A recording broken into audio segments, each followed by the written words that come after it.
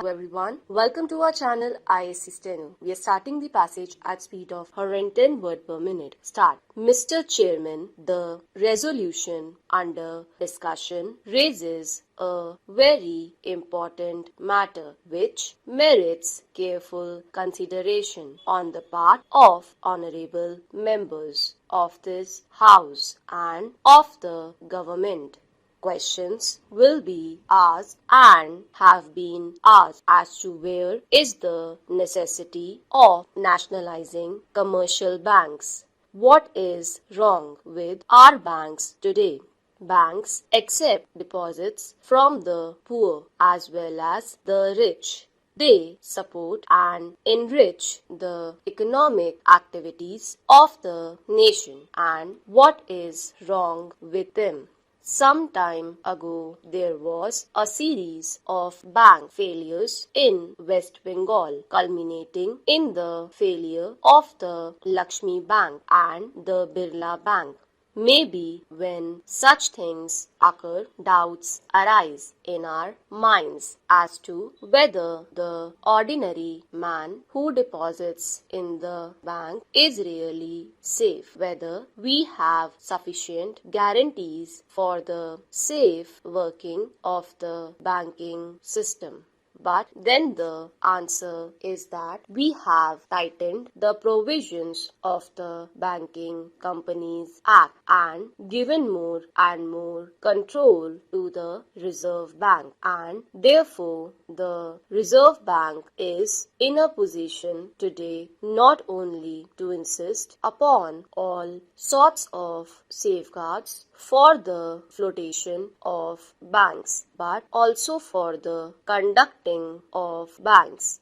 It has the powers of supervision, control and direction, and therefore, as the honorable members were saying, banking today is far safer than it ever was. So, where is the need for nationalization?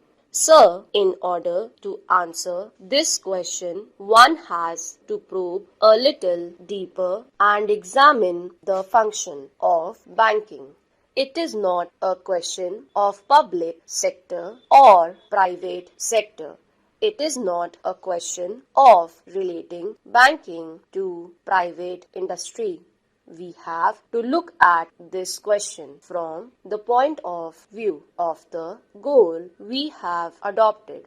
Our goal is the creation of a socialistic society. This we adopted some 7 or 8 years ago, and I am amazed to see that not a single step has been taken which is calculated to lead us to that goal. One important factor which helps to take us towards that goal is the removal of inequalities of wealth. This is a goal to which possibly no honorable member can have any exception. If we have to remove inequalities of wealth, then we have to remove the opportunities which create concentration of wealth. Now, I wish to show that these commercial banks do help in the concentration of wealth. Now, we have to really root out all chances of a man unlawfully enriching himself by the position of the strength of money, by the position of the strength of influence that he commands in the society. He is able to exploit others and create a position of wealth for himself. Now, in these opportunities, the banks have a very great place. Sir, if we have to realize the important place that banks have in our society today and the vital role that they are playing in our economy, we have to probe, as I was saying a little before, a little deeper. How do they work? I am an agriculturist. I grow cotton and I bring it to the market. In the market, there are 2 or 3 buyers, and they are rich people. Any number of people are willing to buy, but they have no money to buy that. These 2 or 3 persons have influence with the banks. They get any amount of loan from the banks or overdraft. Others cannot have that opportunity. These 2 or 3 persons will corner the produce in the market. They do not depend it when there is a lot of produce, and they make the produce rot in the market until at last the peasant is tired out, and then they will dictate the price in spite of the government's regulated market. They will have to sell at the price dictated by these 2 or 3 purchasers. I have this experience myself. We started a cooperative society, the Consumers and Producers Cooperative Society, of which I was the president. It was just to counteract this that I started it, because mine is a cotton growing area.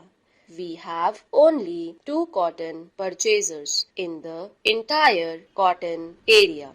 They are playing havoc with the cotton producers. But what are our resources?